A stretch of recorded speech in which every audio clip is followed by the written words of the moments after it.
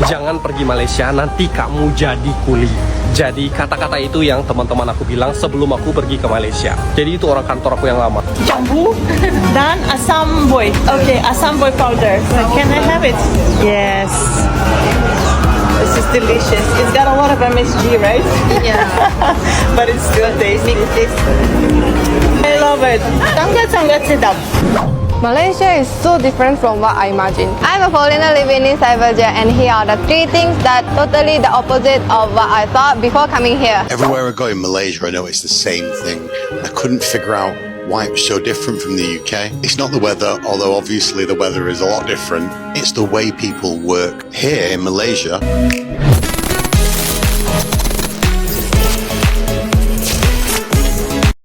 Hai, selamat datang dan kembali lagi di channel Borak Jalanan. Hari ini Aaron nak bawa satu cerita yang mungkin ramai tak pernah fikir secara mendalam. Pernah tak dengar orang luar cakap bila mereka sampai di Malaysia? Ada satu rasa pelik, rasa tenang, rasa macam ini macam rumah sendiri, padahal mereka bukan lahir di sini, bukan membesar di sini.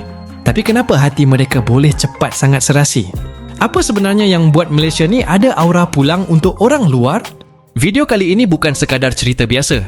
Abang Aaron nak ajak semua renungkan sesuatu yang mungkin selama ini terlalu dekat sampai kita sendiri tak sedar nilainya. Ramai pelancong dari Eropah, Asia Timur, malah Timur Tengah pernah berkongsi pengalaman mereka apabila berada di bandar seperti Kuala Lumpur atau Georgetown. Mereka cakap orang Malaysia senyum tanpa sebab, tegur tanpa prejudis. Benda ni nampak kecil. Tapi bagi orang luar yang datang dari negara yang lebih individualistik, semua hidup dalam satu ruang yang sama. Bila orang luar tengok masjid, kuil dan gereja boleh berdiri dalam jarak yang dekat, mereka terkejut. Tapi lebih dari itu, mereka rasa kagum. Di kawasan seperti Melaka, sejarah beratus tahun masih hidup dalam bangunan, makanan dan cara hidup masyarakat.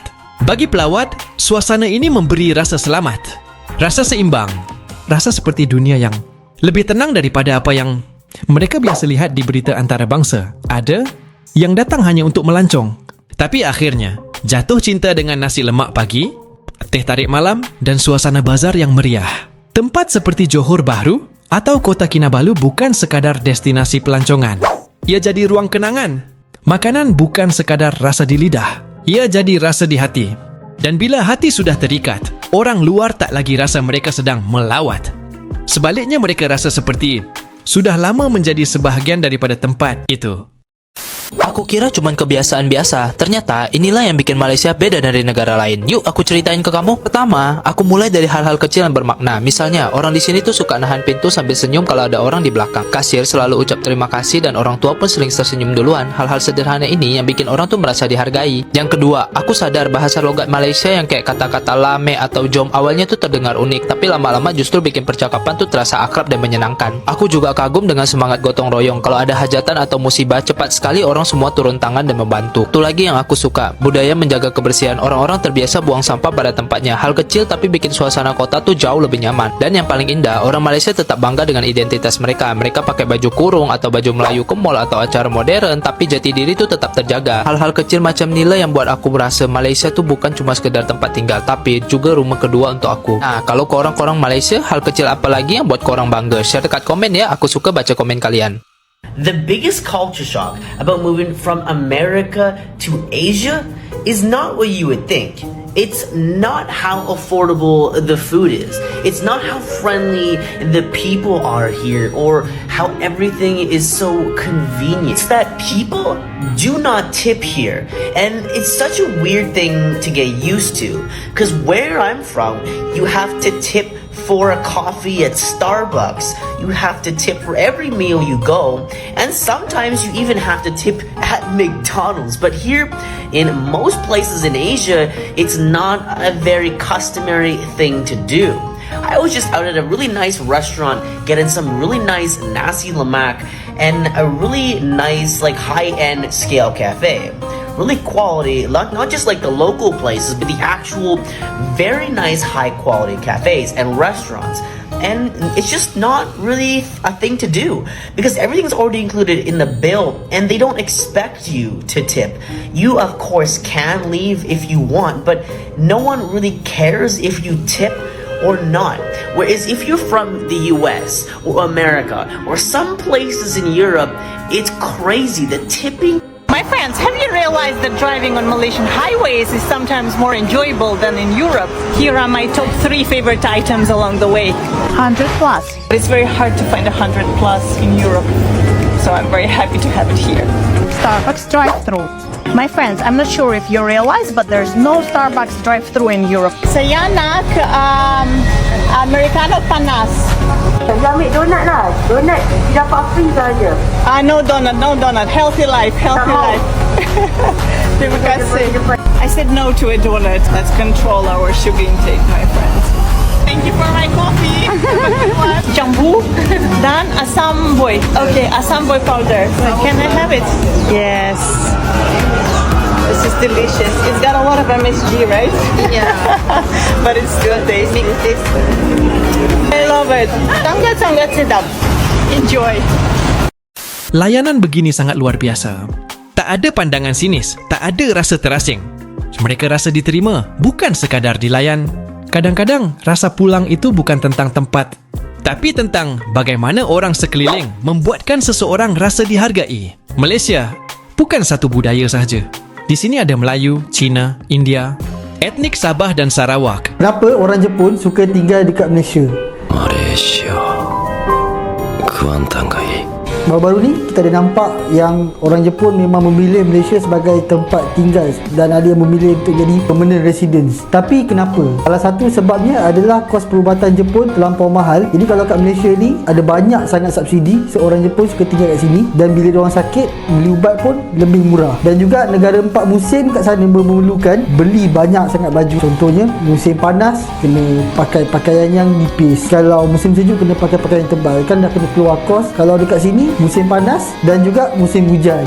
Itu je. Selain daripada itu musim banjir. Jadi kalau orang Jepun memilih tempat tinggal kat sini, salah satu reason yang terbesarnya adalah budaya kerja yang tak macam dekat Jepun. Jepun macam kita tahu dia disiplin sangat tinggi, dan juga ada orang Jepun yang tak tahan dengan budaya itu sendiri. So dia memilih untuk keluar daripada Jepun dan pergi ke Malaysia sebab budaya Malaysia ni dia ringan sikit. Janji pukul 5, datang pukul 10. Kalau nak tahu lebih banyak tips, anda boleh follow Cakap Jepun dekat semua platform media sosial. Yosh. Malaysia is so different from what I imagined. I'm a foreigner living in Cyberjaya, and here are the 3 things that totally the opposite of what I thought before coming here. There is a lot of noodle dish here. Laksa is pretty similar to udon. The noodles texture are same. Malaysians love anime, and sometimes there's anime expo and people going there do cosplay, which is dress up like their favorite characters. Some Malaysian can speak Japanese well. It's quite impressive. In my opinion, Malaysian is good at learning new languages. I knew a lot of friends who can speak Japanese well. What's the thing that shocked you the most when you come to Malaysia? Comment ne. Everywhere I go in Malaysia, I know it's the same thing. I couldn't figure out why it was so different from the UK. It's not the weather, although obviously the weather is a lot different. It's the way people work. Here in Malaysia, small businesses are the country. Over 95% are micro or small family-run businesses. Nearly half of the nation work for one of these businesses. It's not about getting rich. It's about getting by. No investors, just people keeping Malaysia alive. That's not to say there aren't massive companies here. There absolutely are. But for some reason, they've found a balance. Back in the UK, the high streets are dying. About 12,000 shops closed last year. The rest, soulless chains, making rich investors even richer. Independents had to rebrand as artisan just to survive. But here, every corner's alive. Someone's cooking, fixing, selling. Not to please a board of directors, but to feed a family. Everywhere I go in Malaysia, I notice the same thing. And now I think I finally get it. It's about people. Hi guys, finally I went back to Malaysia. I miss everything here, climate, food, everything. But I will only stay in Malaysia for 1 month, I think. Because I used the excuse like I have to join my graduation ceremony, so that's why I can come to Malaysia again. But even though I stay in Malaysia temporarily, my parents, they're just always saying something make me feel very stressful. Like they want family. I should accompany them, especially my mom. I know I also want to accompany her, but not now. But I just want to live in happy life. Why it's so hard? I don't understand. Anyway, I just feel like very stressful. Everything just changed after I graduated. I don't have reason to stay here anymore. So they just forced me a lot. Even though I told them like I want to work in Malaysia, they just feel very angry and feel disappointed because if I want to stay in Malaysia, it means I abandoned them. So tired to explain. Yeah, it's my statue now. Jangan pergi Malaysia, nanti kamu jadi kuli. Jadi kata-kata itu yang teman-teman aku bilang sebelum aku pergi ke Malaysia. Jadi itu orang kantor aku yang lama. Dulu aku kerja kantor guys, dan orang-orang kantor pas tahu aku mau kerja di Malaysia dibilang, hah, mau pergi ke Malaysia? Paling-paling di sana jadi kuli.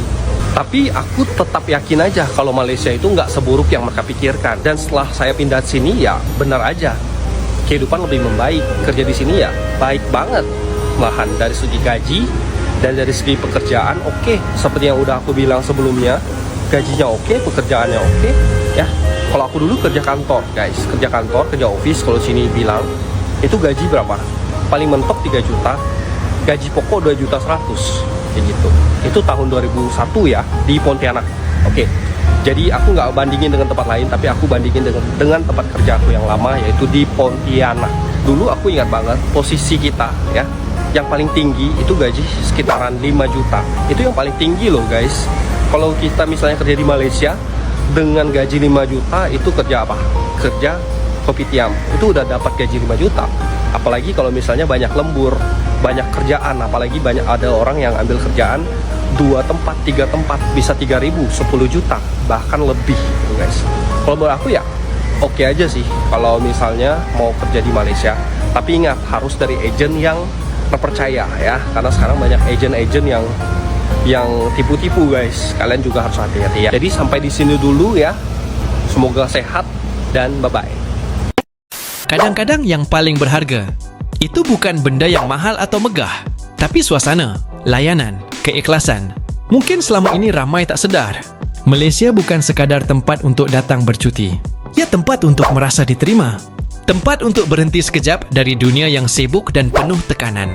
Dan mungkin sebab itulah bila orang luar jejak kaki di sini, mereka tak rasa asing. Mereka rasa seperti sudah lama kenal. Kalau setuju, kongsikan pandangan di ruangan komen. Dan kalau mahu lebih banyak cerita yang membuka mata dan hati, jangan lupa terus bersama Borak Jalanan.